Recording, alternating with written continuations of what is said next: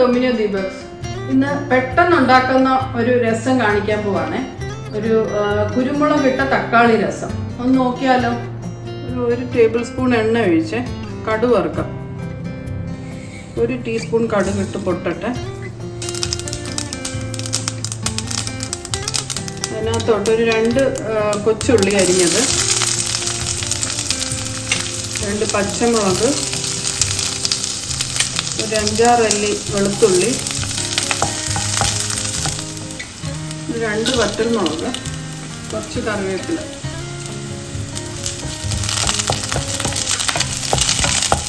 ഒരു ചെറിയ തക്കാളി.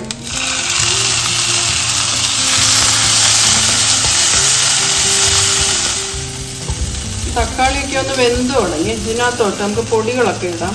ഒരു 1 ടീസ്പൂൺ കാശ്മീരി ചില്ലി പൗഡർ, പിന്നെ ഒരു 1/4 ടീസ്പൂണ് കായപ്പൊടി, പിന്നെ ഒരു 1/4 ടീസ്പൂൺ വേണ്ട, കുറച്ച് മഞ്ഞൾപ്പൊടിയും കുറച്ച് ഉലുവായും, പിന്നെ ഒരു ടീസ്പൂൺ നമ്മുടെ കുരുമുളക് പൊടി.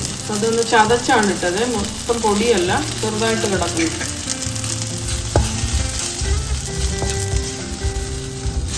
ഒന്ന് ചൂടായി ആ ഒരു പച്ചമണം ഒന്ന് മാറണം. ഇതിനകത്തോട്ട് നമുക്കൊരു 1.5 കപ്പ് വെള്ളം ഒഴിക്കാം. ഇതിനൊന്ന് നല്ലോണം ഒന്ന് തിളക്കട്ടെ. ഈ സമയത്ത് ആവശ്യത്തിന് ഉപ്പിട്ട് കൊടുക്കാം.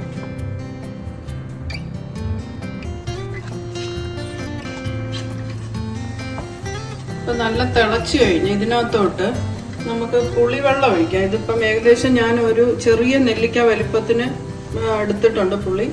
ആ വെള്ളം കൂടെ ഇതിനകത്തോട്ട് ഒഴിക്കാം.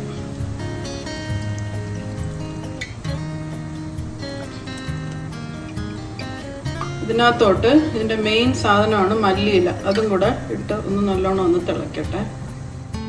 അപ്പോൾ എല്ലാം കൂടെ കിടന്ന് നല്ല തിളച്ച് മിക്സായി കഴിഞ്ഞ് വെളുത്തുള്ളിയും മല്ലിയിലയും തക്കാളിയും കുരുമുളകും എല്ലാം കൂടെ അങ്ങനെ നമ്മുടെ കുരുമുളകിട്ട തക്കാളി രസം റെഡിയായി കഴിഞ്ഞ്, അങ്ങനെ പെട്ടെന്ന് ഉണ്ടാക്കാൻ പറ്റിയ ഒരു രസം ഉണ്ടാക്കി കഴിഞ്ഞ് എല്ലാവരും ഇത് ട്രൈ ചെയ്യണം.